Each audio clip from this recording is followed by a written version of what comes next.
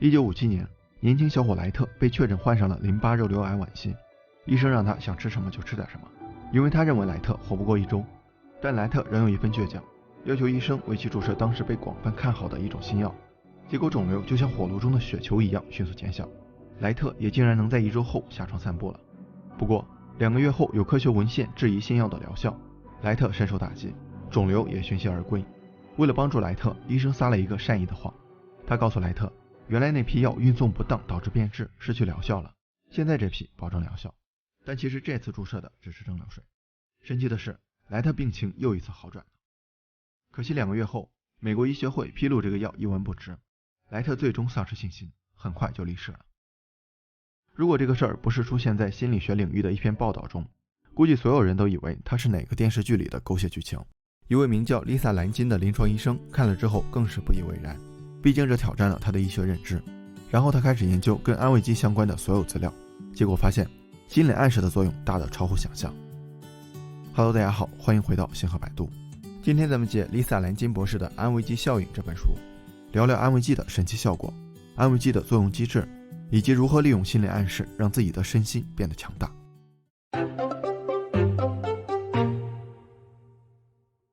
莱特的案例毕竟是个例，存在很大的偶然性。如果多找一些样本进行随机的双盲的有对照组的实验，或许更有研究价值。有个实验恰好符合这一要求。一位名叫布鲁斯·莫里斯的外科医生，为了证明自己膝关节手术的成效，找来2组膝关节疼痛的患者，一组接受了真正的手术，另外一组在毫不知情的情况下被莫里斯医生做了假手术。为了让患者相信，他还给患者麻醉，在膝盖处开切口并缝合。现在看这个实验多少有些不人道。结果接受真正手术的患者有1/3感到膝盖处的疼痛有所缓解。奇怪的是，接受假手术的那一组竟然也得到了相同的结果。你看，这就相当于我病了，不管你是有祖传秘方还是卖狗皮膏药的，也不管你给我的药丸是真的有用还是麦丽素，只要我相信能被你医好，我就真的能被你医好。如果心理力量真的能对身体产生如此强大的影响，那老年人痴迷于面粉购兑的虚假保健产品的现象也就变得合理了。或许他们带来的效果不只是停留在心理层面，终究是我们低估了骗子啊。既然积极的心理暗示可以让身心更健康，那消极的心理暗示会不会带来负面的影响呢？在一项研究中，2组患者参与一种化疗新药实验，实验组拿到的是真药，而对照组被提供了生理盐水。他们都被告知可能会引起化疗的不良反应，结果对照组也有 30% 的人出现了脱发症状。还有个有趣的现象是，如果医学生坚持认为接触了自己研究的疾病会更容易得这个病，那 79% 的人真的会如愿以偿。怪不得苏格拉底说，若无心灵之疾，何来抱养身躯。这就是为什么医生绝对不会对任何一个病人进行消极暗示。很可能医生说谁5更走，他连3更都撑不过，比阎王还厉害。当然，前面的案例都是在不知情的前提下产生的反应。如果已经知道自己是被安慰的人，还会有安慰效果吗？哈佛大学医学院的研究人员做了这样一个实验，他们让志愿者把手放在逐渐升温的加热板上，当烫得受不了时停止升温，给他们涂抹安慰剂。第一组不知道是安慰剂，可能还以为是烫伤膏。第2组被告知是安慰剂，并听研究人员讲解了安慰剂效应的知识。第3组也知道是安慰剂，但没有听讲解。结果前2组志愿者的疼痛感都有明显减轻，第3组就没有。也就是说，只要了解了安慰剂效应的原理，也能起到安慰作用。下面咱们就聊聊安慰剂是如何挖掘人们的自身机能，让身心变强大的。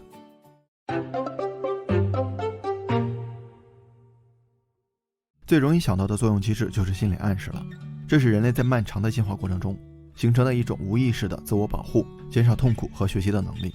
比如我伤心的时候，安慰自己很快就会过去，心情多少会舒服点。我要是跟自己说活着没劲，可能很早就想不开了。同一件事儿，心理感知的差异取决于给自己用的是安慰剂还是反安慰剂。再深究一下，我们能发现这种作用不仅仅存在于脑海中，而是能通过科学途径检测到身体确实产生了相应的生理反应。比如记忆的想法会刺激内啡肽的释放，这种由垂体和下丘脑释放的激素最直接的作用就是镇痛，能够促进病痛缓解，提升情绪状态。另外，安慰剂效应还跟多巴胺的释放有关。多巴胺咱们应该都很熟悉，影响着人的情绪、欲望、感觉，传递兴奋和开心的信息。2战期间有个案例也解释了这个现象。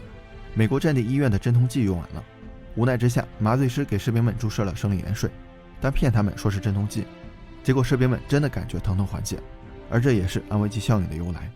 另外，人体内有一套叫做压力反应的应激机制，当大脑受到外界威胁时，就是人们感到恐惧、焦虑、压力大的时候，这套机制就会启动，从下丘脑到脑垂体再到肾上腺依次被激活，最终提高人体的皮质醇和肾上腺素水平。这些激素拉响了体内的报警器，导致防御体系超负荷工作，身体也就顾不上其他系统了，像免疫系统、心血管系统以及精神状态都会受到影响。所以压力大的时候就更容易生病。书中有个案例，一名盆骨痛患者平时没事，但只要他老板出现就开始疼，就是因为跟老板的关系紧张。看来有些小伙伴一上班就头疼，真不是装的。而且你会发现，如果换个环境，心情变好了，一些不适的症状很快就消失了。这是因为体内还有一套跟压力反应对抗的放松反应，就是说，如果一个人在脑海中植入了希望的信念，身体内一种可再生的平静的心理状态就会被激发，来修复压力反应给身体造成的损伤。这么看的话，人的心理和生理状态很大程度上是相信自己会更好跟认为自己会变差两种想法的博弈。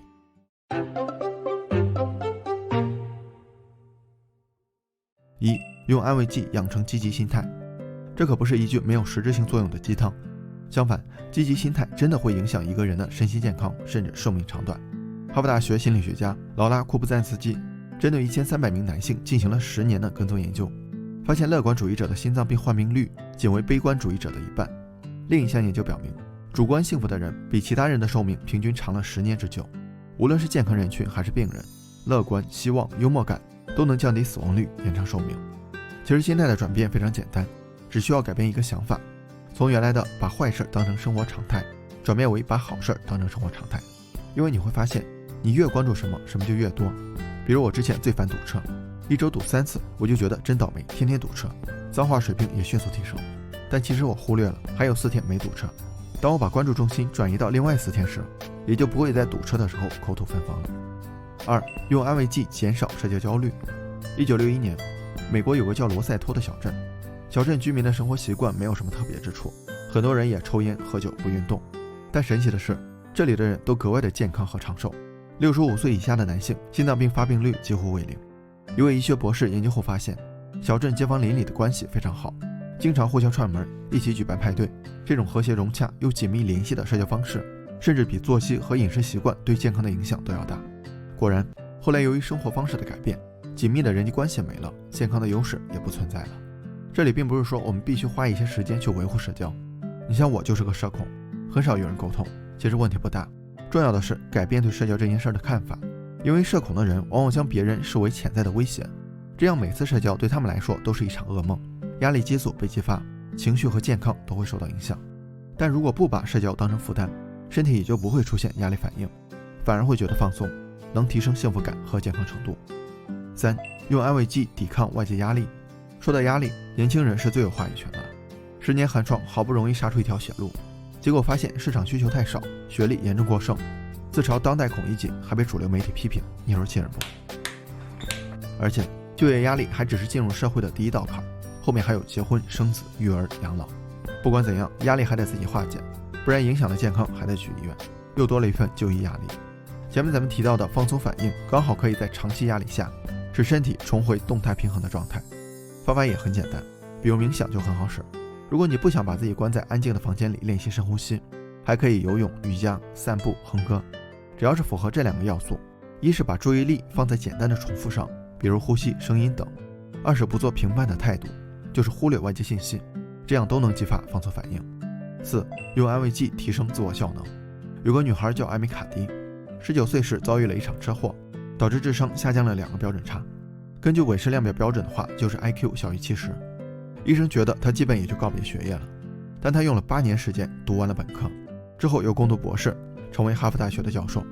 而她成功的秘籍就是先假装成功，直到真的成功。读研期间，卡迪一直觉得自己在学校就是滥竽充数。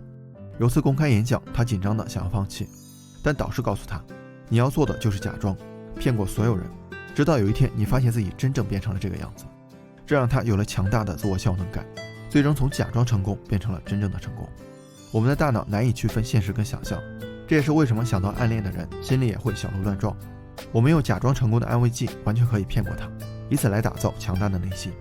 所以下次在自卑、紧张、不相信自己的时候，就告诉自己我已经成功了，将这个信念植入大脑，你会发现，没有比成功本身对成功更好的催化剂了。